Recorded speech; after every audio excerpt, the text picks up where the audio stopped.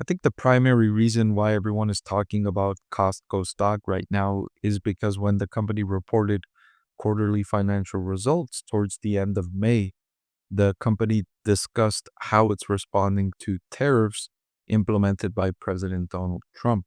And the way the company's responding to tariffs has a big implication for stock market investors, not just Costco stock investors, because the company, its pricing policy impacts the decisions of competitors and impacts the disposable income available to consumers because a lot of consumers are shopping at Costco, especially in the United States. And so the pricing policy of Costco has an impact on far beyond just the company itself. I want to thank the Motley Fool for sponsoring this video. Visit fool.com/Parkev for the 10 best stocks to buy now. And so we're already starting to see some of the impacts of the macroeconomic headwinds here in 2025. Coming into 2025, the US consumer was in excellent shape for the most part. There were some signs of struggle for lower income consumers, but overall, unemployment was at record low levels. Uh, Earnings were increasing, inflation was decreasing. So the US economy was in relatively great shape. And in 2025, we had some macroeconomic headwinds, most notably the tariff policy that's creating uncertainty among US businesses, which created a sort of pause in hiring and a slowdown in expansion. And consumer behavior is responding as a result. And I'm seeing this not just from Costco, but now I'm seeing this in several companies. But sales of Kirkland signature items again outpaced their overall sales growth, with sales penetration up 50 basis points year over year. What this means is consumers are choosing the store brand more often. Kirkland signature is Costco's store brand, and it's priced lower than the competitors in its categories. So if Kirkland signature is selling paper plates, its paper plates are 20 to 30% lower priced than the brand name paper plates from the big brands that are offering products in that category. So if you're thinking household brands, you're thinking Procter and Gamble, Clorox, Kimberly Clark, Colgate Palmolive, etc. All of these household brand names, General Mills, etc., that sell items inside Costco and other grocery stores around the US and worldwide. And they're typically priced higher than whatever store you're shopping at. Most stores have their own store brand that's priced lower than the competition. Even Amazon has its own Amazon brand, Amazon Basics, etc., that it manufactures and sells itself that competes with the bigger brand names. And these items are priced lower. And across the board, I've evaluated now, Costco is the most recent retailer to report earnings this earnings season. I already evaluated the earnings report of Walmart. I went through the entire conference call transcript. You saw the videos on my evaluation of Walmart. I evaluated Target. You saw my videos evaluating Target. I evaluated Amazon. You saw those videos as well.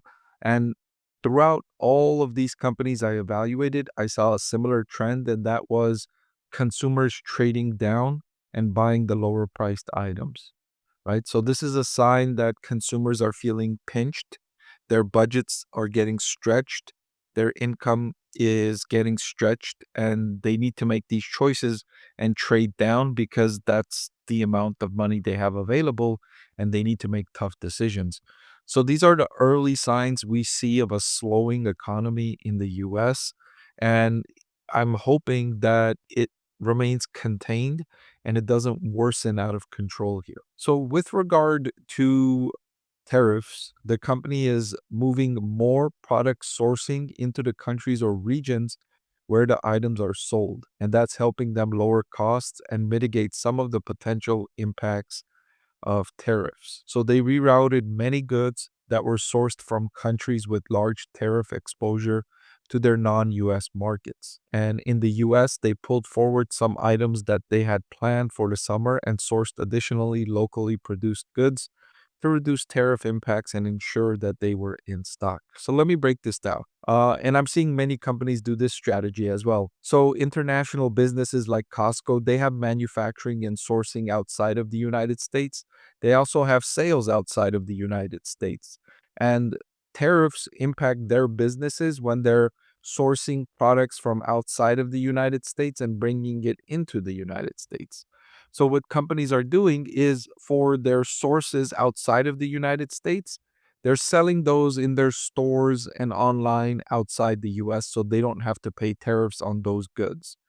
And then what they're keeping inside the United States is their locally produced products. And they're asking their local producers to ramp up, right? If you have more capacity, if you can send us 10 or 20% more of your things, go ahead and send it to us because we want to have more locally produced product to avoid the tariffs.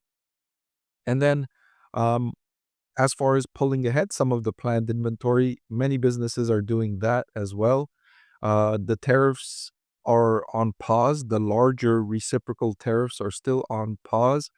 And investors and companies don't know when that pause will be eliminated, if ever, if there will be a deal. The trade policy, in addition to increasing the cost of goods sold, has also increased uncertainty. Businesses don't know how to plan because the tariffs are on one day, they're off one day, they're paused, they're increased, they're decreased. It's wild. And so businesses don't know how to plan, and it's creating all kinds of uncertainty. So what businesses did instead is just say, you know what?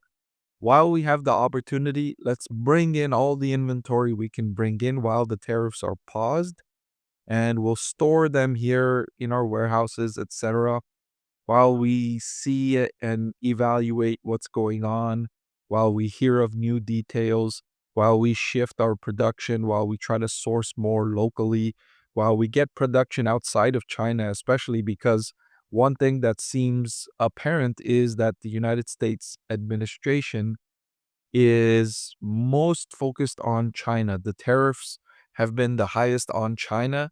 And so that's the market that most enterprises, they want to avoid manufacturing in China. They're moving outside of China, moving it into maybe other locations in Southeast Asia with similarly low cost, but not the target of the United States tariff policy to the degree that China's been the target of United States trade policy. So interesting developments here from Costco. Not very much different than what Walmart is doing or what Target is doing or what Amazon is doing in regards to tariff policy, moving production outside of China, bringing ahead some inventory as much as they can to avoid the tariffs, and then increasing whatever local production they can increase, and then sending their outsourced production to their regions outside of the United States.